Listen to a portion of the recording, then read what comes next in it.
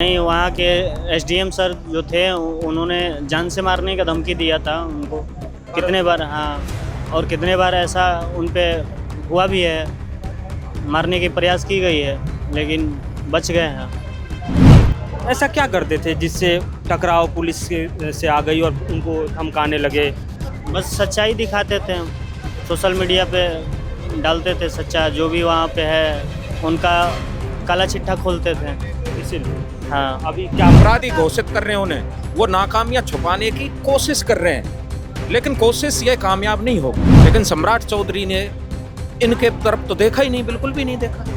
ना कोई अपराध, ना कोई सीधा इनकाउंटर उन्होंने कर दिया, ना कोई उन्होंने कार्रवाई की किसी पे। तो सम्राट चौधरी ने तो बिल्कुल आंखें बंद कर रखी हैं इन वहाँ, बिल्कुल कानून को ताक पर रख के कोई आतंकवादी हो या उग्रवाद की कोई जैसे नक्सली हो गए, उन पर अगर सरकार इस तरह की कार्रवाई करे तो देखने में अच्छा भी लगता है और वो कानून विधि संगत कह सकते हैं। ये बिल्कुल विधि संगत नहीं है। नमस्कार, आप देख रहे हैं इनसाइड पब्लिक न्यूज और मैं हूं आपके साथ प्रफुल्ल। भरत तिवारी इनकाउंटर मामले की गूंज अब दिल्ली पहुंच गई। मामला बिहार का है, लेकिन भरत तिवारी के भाई चंदन तिवारी जंतर मंतर पे प्रदर्शन कर रहे हैं। उनका इनकाउंटर कर दिया जाता है, जांच का विषय है, क्योंकि जांच पे सब चीज़ लाके थोप दिया जाता है कि जांच में पता चलेगा। शायद देश में कानून की नई परिभाषा गढ़ी जा रही है, जहाँ पे अदालत की ज़रूरत ना हो, किसी भी कार्रवाई की ज़रूरत नहीं हो, धड़ाधड़ इनकाउंटर और बुलडोजर चला दिया जाए। जंतर मंतर पे चंदन तिवारी बैठे हैं। क्यों बैठे हैं? बिहार से 1000 किलोमीटर दूर दिल्ली आके। और चंदन जी, बिहार में ज़ीरो टॉलरेंस वाली बात हो रही है, सरकार भी नई नवेली बनी है और जहाँ पे अपराध मुक्त बात की जा रही है, इंसाफ की बात होती है। आप बिहार छोड़ के जंतर मंतर पे पहुँच गए दिल्ली में महाराज। जी, वहाँ पे जो भी गवर्नमेंट है उन पे कोई उम्मीद नहीं है अब रह गया हम, क्योंकि हम चिल्लाते चिल्लाते वहाँ थक चुके थे, इसीलिए हमें केंद्र सरकार के पास आना पड़ा। सम्राट चौधरी का भी इस पर एक बयान आता है, जो अपराधी होगा उसके साथ एक्शन लिया जाएगा। भरत तिवारी अपराधी था? नहीं, वो समाज सेवक थे। समाज सेवक। जी, लेकिन कुछ लोग तो छवि बना रहे हैं कि कट्टा लहराना, पुलिस के सामने आना, वीडियो शूट करना एक आपराधिक आदमी की बात होती है। नहीं, वहाँ के एसडीएम सर जो थे उन्होंने जान से मारने का धमकी दिया था उनको कितने बार। हाँ, और कितने बार ऐसा उन पे हुआ भी है, मारने की प्रयास की गई है, लेकिन बच गए हैं। आप उनके छोटे भाई हैं? जी, छोटे भाई। भरत तिवारी ऐसा क्या करते थे जिससे टकराव पुलिस से आ गई और उनको धमकाने लगे? बस सच्चाई दिखाते थे, सोशल मीडिया पे डालते थे सच्चा, जो भी वहाँ पे है उनका काला चिट्ठा खोलते थे, इसीलिए हाँ। अभी क्या मांग है आप लोग के? अनशन पे आप बैठे हुए हैं, बस न्याय मिले हमें। जांच तो हो रही है। ये जांच पे हमें कोई उम्मीद नहीं है, जांच क्योंकि पे भरोसा नहीं? उन्हीं को दिया गया है जो इसमें सम्मिलित है, जिसने अपराध किया है उन्हीं के हाथ में जांच है। तो क्या है कि मतलब जांच सही तरीके से होगा। फैमिली को बार बार बुलाया जा रहा है उस जांच कमेटी के सामने, तो बयान लिया जाता है या कोई थ्रेट दिया जाता है, डराया धमकाया? नहीं, बयान लिया जाता है। बयान लिया जाता है। पुलिस का रवैया क्या है, या उस जांच कमेटी का रवैया आप लोगों के साथ क्या है? कैसे वो लोग आप लोगों के साथ सहयोग कर रहे हैं, या फिर डरा धमका के कुछ? नहीं, डरा धमकाना बंद हो गया है अब। भरत तिवारी इनकाउंटर मामले में दो तर्क है, एक अपराधी कहा जा रहा है, दूसरा आप लोग शहीद कह रहे हैं, क्रांतिकारी कह रहे हैं। भरत तिवारी का असली छवि क्या था, वो क्या थे? देखिए, असल में भरत तिवारी जी क्रांतिकारी थे। अगर क्रांतिकारी नहीं होते तो देश से इतनी जनता नहीं जाती वहाँ पे। देश से नेता गए हैं, सामाजिक कार्यकर्ता गए हैं, संगठन गए हैं, सब लोग साथ वहाँ उनके साथ गए, तो क्रांतिकारी थे। अपराधी ये देखिए, ये भरत तिवारी फोन आ रहा है, आप देखिए, आप देखिए। माता जी चिंता ना कीजिए, सब साथ हैं। देखो, ये देखो, ये देखिए। अब बताओ, इनके आंसू आप दिखाओ।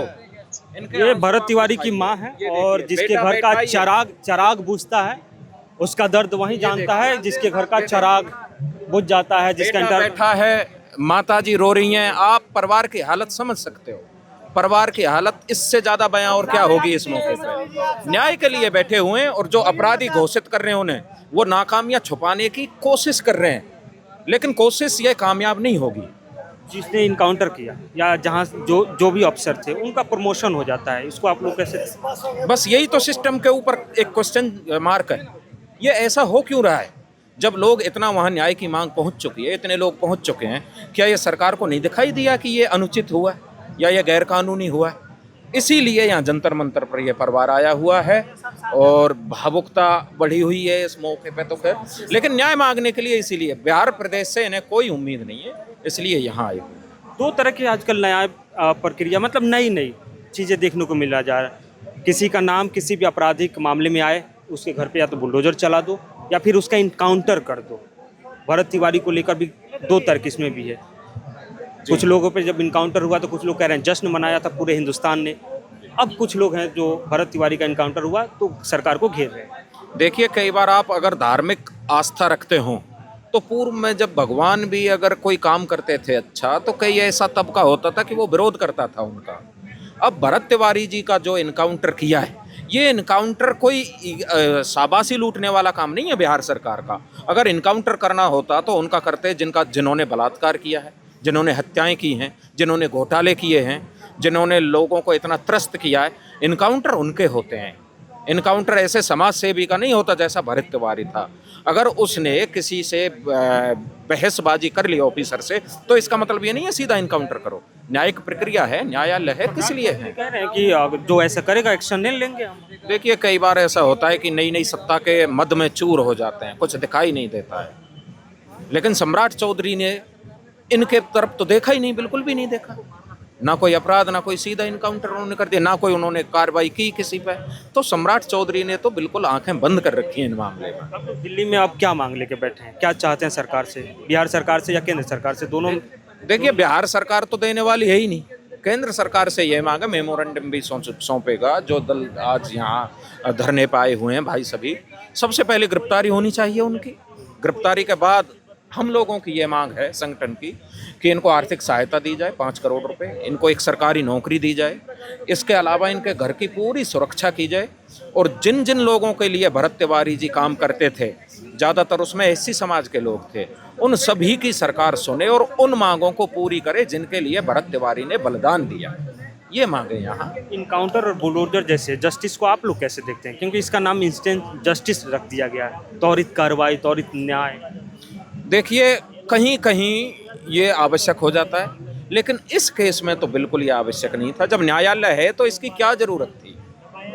इस तरह से नहीं। कई बार कोई इस तरह की कोई आतंकी घटना होती है या कोई विशेष ही अधिकारों का हनन होता है, या बिल्कुल कानून को ताक पर रख के कोई आतंकवादी हो या उग्रवाद की कोई जैसे नक्सली हो गए, उन पर अगर सरकार इस तरह की कार्रवाई करे तो देखने में अच्छा भी लगता है और वो कानून विधि संगत कह सकते हैं। ये बिल्कुल विधि संगत नहीं है। ये तो एक, या तो हो सकता है वो कौवा चला हंस की चाल। कई बार ऐसा हो जाता है कि जैसे यूपी में, वैसे कहना पड़ेगा, योगी जी ने जो इनकाउंटर किए हैं उनका कहीं ना कहीं सर देखने को मिलता है। तो हो सकता है अपने सम्राट जी भी इसी राह पर निकल पड़े हों, लेकिन वो तो पहली बार में ही मुँह की खा गए। उन्होंने तो इनकाउंटर ही ऐसा कर दिया कि जो बिल्कुल इनकाउंटर विधि संगत था ही नहीं। आपने कहा कौवा चले हंस की चाल, यूपी के तर्ज पे हो रहा है, तो यूपी में जो इनकाउंटर हुआ उसको जस्टिफाई कर दिया गया। तो शायद हो सकता है कि सम्राट चौधरी ने देखा होगा कि चलो यार, मतलब रास्ता ठीक है अपराध को खत्म करने का। बस यही तो कौवा चला हंस की चाल है। उन्होंने देख लिया, उन्होंने उन पहलुओं पर जांच नहीं किया कि यूपी में जिनके इनकाउंटर हुए हैं उन लोगों ने कितनी कितनी हत्याएं की, कितनी कितनी लूट की। लेकिन वहाँ तो सीधा ना कोई हत्या ना कोई लूट, सीधा ही इनकाउंटर।